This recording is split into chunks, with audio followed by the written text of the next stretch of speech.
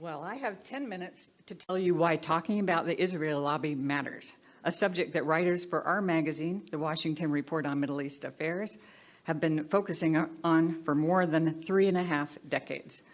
And there's a shout out I have to give to Andy Kilgore, who published the magazine and who is missing this, but his daughters are here, and my brother, my father, Richard Curtis, is missing this too, but my brother is here. This is a very important magazine to our families. So in your bag, you'll find 2 issues of the print edition. We also offer a digital edition. I, of course, encourage everyone listening today on C-SPAN or everywhere else, if you are not a subscriber, please become one. Today, you'll be hearing from distinguished speakers who have tackled the Israel lobby using keyboards, the courts, and citizen activism. They're working to expose and end human rights abuses in Israel and preserve civil rights here. Quite a few of the speakers have attended this conference year after year, sitting in these chairs, inspired by Drs. John Mearsheimer, Stephen Walt, and Hanan Ashrawi, journalist Gideon Levy, and so many others. We hope today that you will be similarly motivated, not only by our speakers, but by participants in this year's Ideas Fair. During the breaks, we encourage you to visit each table and hear what others are accomplishing. Join their important work to make a difference in your own communities. This is the 6th year we've gathered to discuss what's now a hot topic, thanks to the election of a new generation of members of Congress, many of them women. Democratic Representatives Ilhan Omar of Minnesota and Rashida Tlaib of Michigan are fearlessly expressing some tough truths. They're trying to bolster voting rights, overhaul the campaign finance system, reduce corruption in Washington, D.C., and end the influence of special interests. I wish their elders in Congress would follow their lead instead of trying to shush them. I was at the Busboys and Poets February 27th town hall meeting that ignited one firestorm and heard their lively conversation about universal health care, the environment, and ending U.S. involvement in foreign wars. Busboys owner Andy Shalal asked the two to address charges of anti-Semitism that flare up every time they discuss the Israel lobby or Israel. Tlaib talked about her grandmother and the hardships she faces living under Israeli occupation. She stated that this conversation isn't about human rights for everyone, emphasizing this conversation is not centered around hate. It's actually centered around love. Omar agreed, adding, "I want to talk about the political influence in this country that says it's okay for people to push for allegiance to a foreign country. And I want to ask, why is it okay for me to talk about the influence of the NRA, of fossil fuel industries, or big pharma, and not talk about a powerful lobby that is influencing policy?" Thanks. I left that town hall meeting so inspired.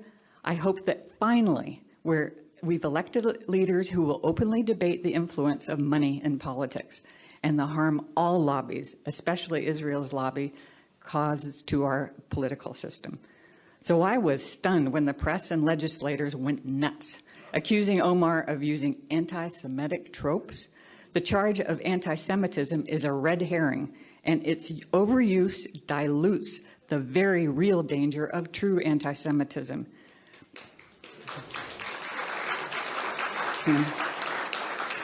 But it's the charge the lobby always makes to discredit people who dare to speak out.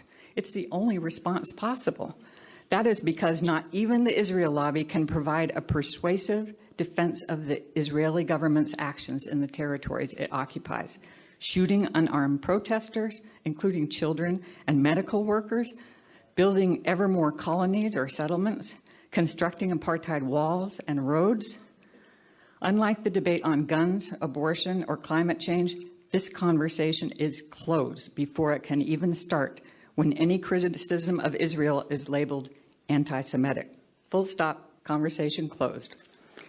Of course, the lobby feels it must try to prevent any discussion of these issues because when people raise the questions Representatives Tlaib and Omar have, there's a very real possibility that other Americans will seek answers to these questions themselves. The lobby can only be effective in putting Israel's interests ahead of Americans if its actions, some of which it tries hard to conceal, and its history is not open for discussion. But it looks like AIPAC's Pandora box is open, and we are proud to have been a major part in prying it open.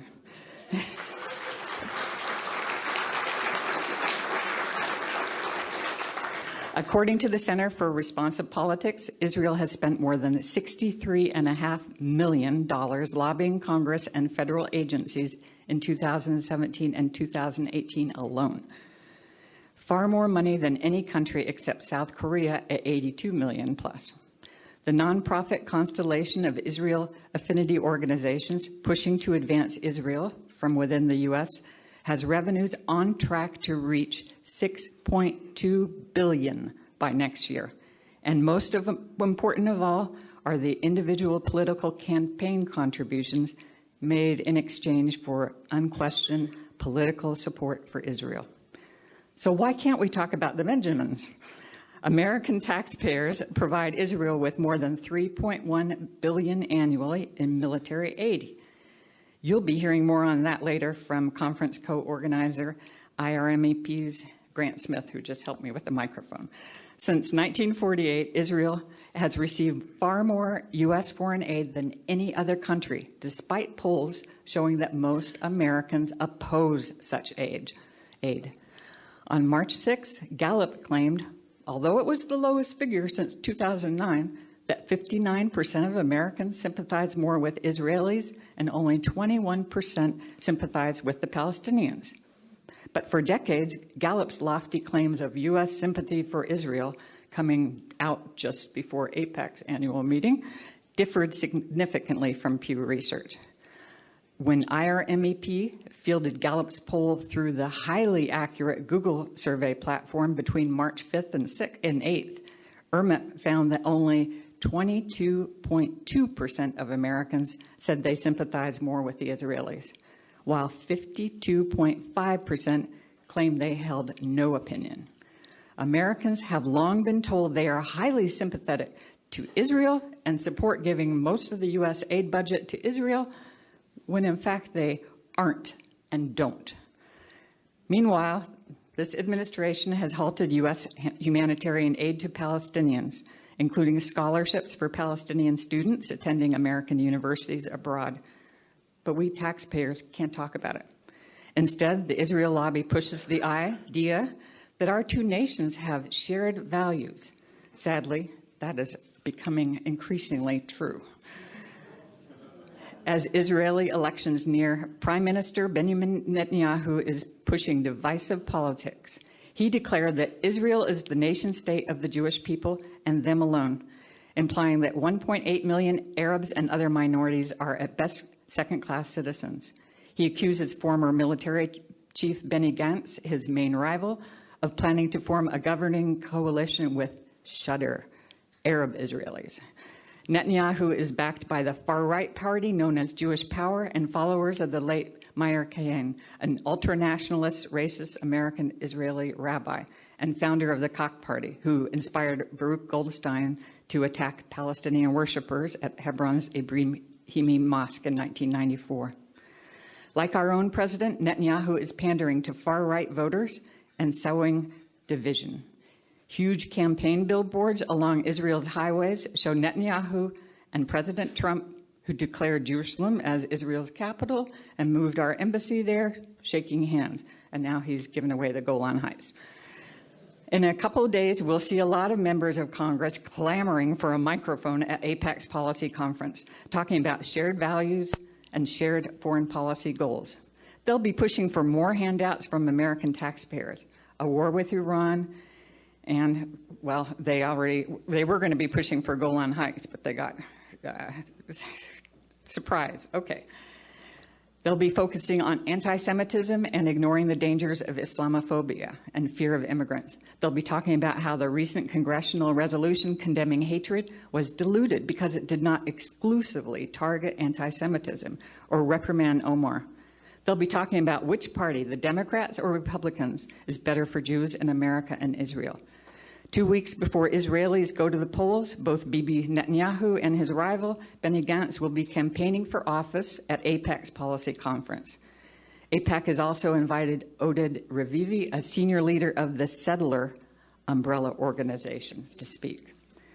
As Ilhan Omar wrote in her March 18th Washington Post, America's op-ed, America's image in the world is undermined when we don't live up to our own values.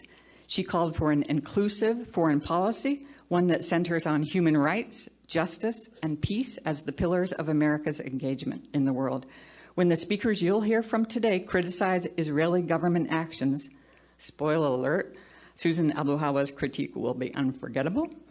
It is because these actions threaten peace in the region and also the national security of the United States. Just as it is not anti-Semitic to criticize the Israeli government or its lobbies or in the United States, or to peacefully advocate BDS. Like Omar, I am proud to stand up for real American values, and I know you are too. Thank you for being here today.